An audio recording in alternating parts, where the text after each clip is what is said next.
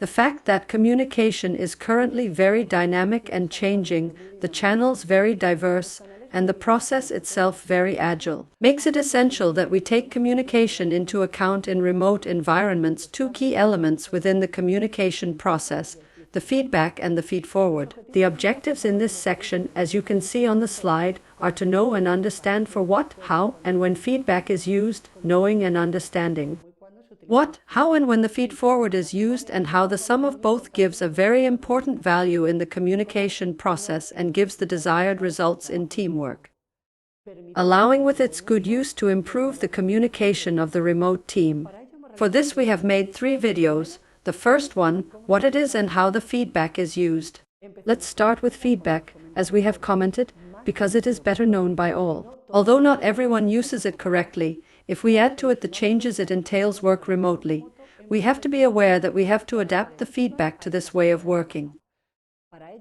To do this, we will show that feedback is key to success for remote work, facilitates communication in the company, helps progress, and also identify blind spots. We will also explain feedback strategies for remote work teams and their types.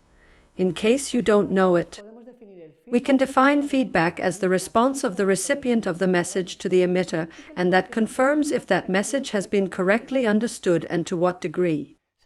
We know that within the day-to-day there can be endless tasks, leading to see feedback as something extra to do. With feedback, we can say that the one who emits a message is also a receiver of communication, and who receives a message is at the same time an emitter of communication. Therefore, its purpose is that depending on the answer, emitter, receiver, transmitter can modify the message until they make sure it has been understood. Without feedback, what is produced is a mere transmission of information. Therefore, we can specify that with the objective that the communication will be transmitted in an effective and efficient way. It must include a feedback that must be clear and concise, that it must be transmitted objectively and impartially. The purpose is that the recipient of our communication can understand it without doing interpretations or having doubts. With this, we make sure that misunderstandings and mistakes are reduced. We must also be able to give and receive feedback to adapt messages accordingly with the answers, and make sure that the message is understood. In face-to-face communication environments, this feedback is much easier to perceive thanks to the synchrony of communication and through nonverbal language. It is this language that transmits all the related information we communicate with not verbally, with other elements such as gestures, gaze, tone and volume of the voice, the facial expression, the corporal.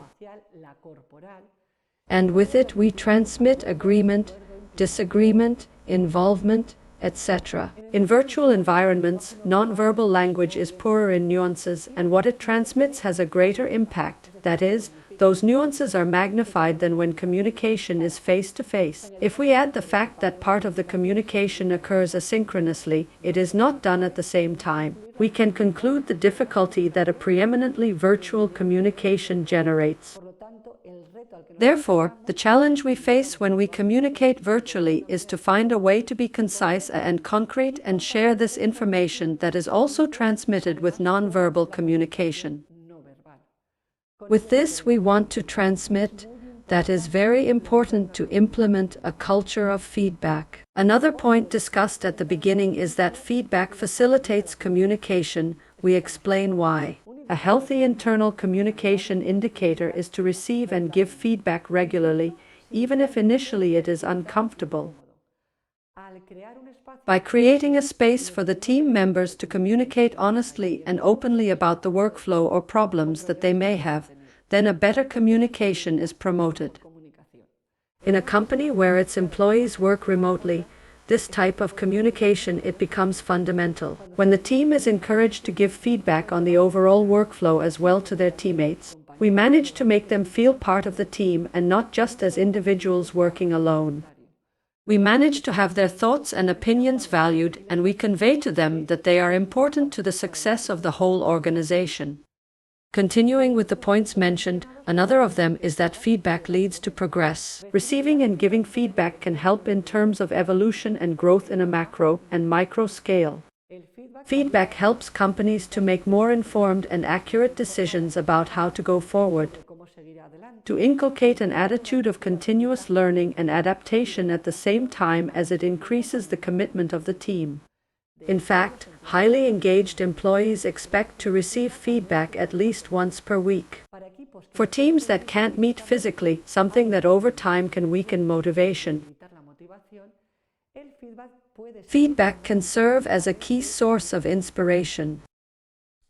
In remote work, this problem gets worse because employees tend only to talk about urgent or immediate problems. Feedback not only increases a healthy internal communication, it is also a useful tool that helps to identify those blind spots. One of the reasons why blind spots, such as inefficient workflows or toxic practices that came with teleworking, are often ignored, it is because that one or two people on the team are actually aware of the problem, but abstain to communicate it.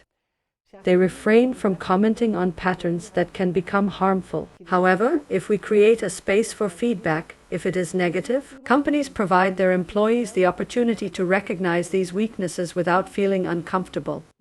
And if it's positive, encourage and motivate the team. Here we finish the video 1 and we encourage you to watch the next.